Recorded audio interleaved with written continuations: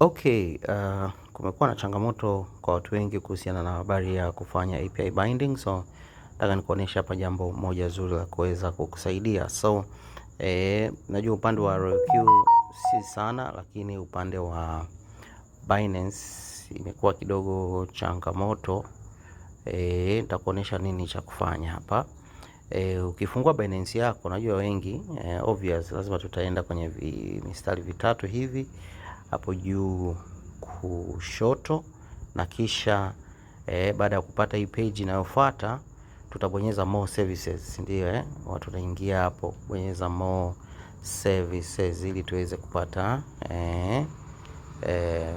API. So kwenye others huku chini tutabonyeza hiyo API inapatikana hapa. Hiyo ndio ambayo tunabonyeza, na kisha changamoto sasa inakuja hapa. Unakuta wengi hapa ni ina load tu, wala ile API ya zamani haiji. Hiyo changamoto ni kwa sababu ya mtandao hafifu, au inawezekana pia simu yako proxy zake zilivyosetiwa zina changamoto, au tu ni mtandao tu wa simu ambao unatumia. Sasa sijajua wengi wanaopata changamoto wanatumia mtandao gani, lakini kwa mfano mimi hapa natumia Vodacom na imefunguka, ina shida bila hata VPN. Lakini kuna wengi huwa zina load sana, yani unakuta hakuna kinachofanyika hapa.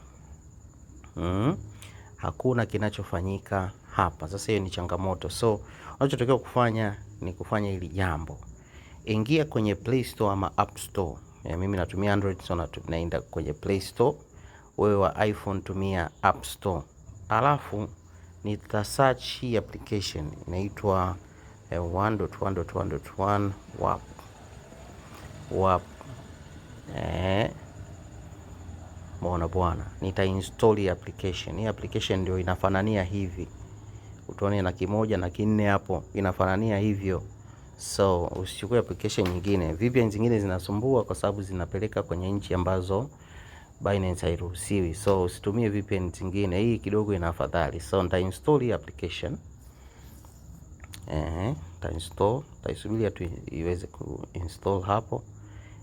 Wakati ina install kuna wale ambao wanapata changamoto ya unakuta anaenda Binance, anarudi RoyalQ, anakuta vitu vimefutika, ama anaambiwa parameter error. Hiyo ni changamoto ya simu yako, haiwezi kuhandle, yani RAM yake haiwezi kubeba vitu viwili. Ukirudi tena inajirefresh.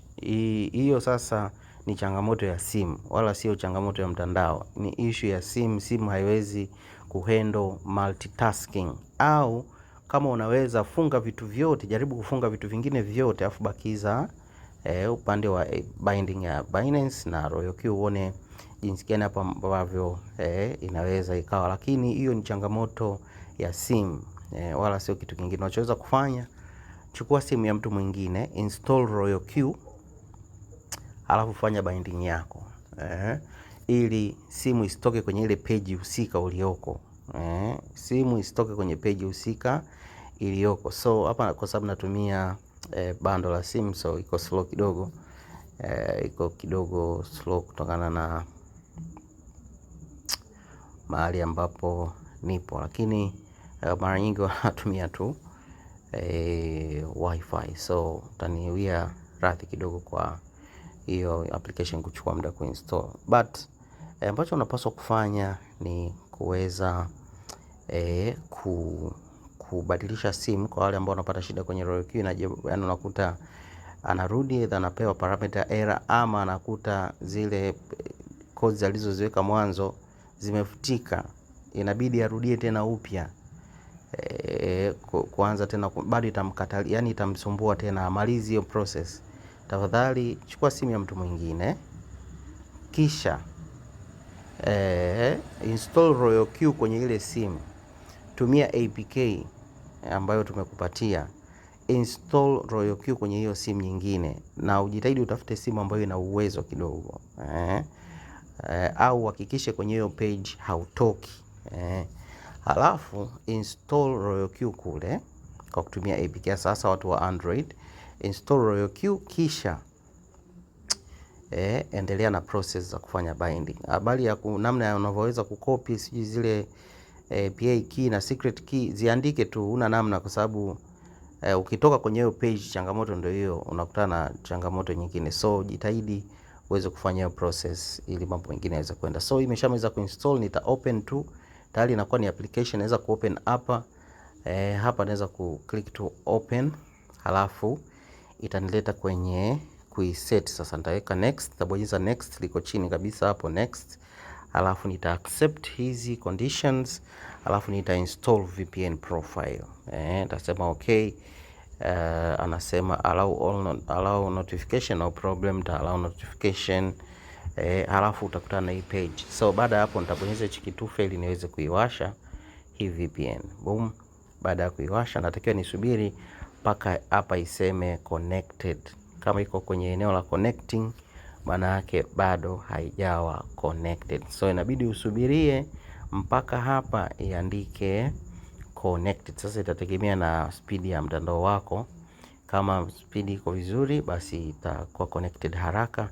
Kama speed iko slow kidogo, inaweza kachukua muda kidogo kuweza kuwa connected. Kwa hiyo mimi natumia mtandao ambao uko slow kidogo, so itachukua muda kidogo kuweza kuconnect. Nilitaka tu nitumie mtandao ambao ni hafifu ili kumimic sasa kile ambacho wengi unakuta wanakutana nacho. So tasubiri hapo mpaka iseme connected.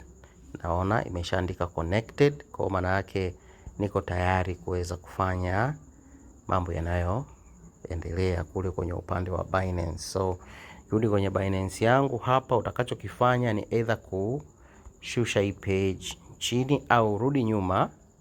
Rudi nyuma, bonyeza tena API binding na itafunguka bila wasiwasi wote. Sasa hivi itaenda haraka kwa sababu nimeconnect na hiyo WAP, hiyo VPN ya WAP, na haitakupa shida. So hii kidogo inarahisisha kuweza kukamilisha mchakato wako wa migration. Kumbuka migration leo ni Jumapili, kesho ni Jumatatu ndio mwisho.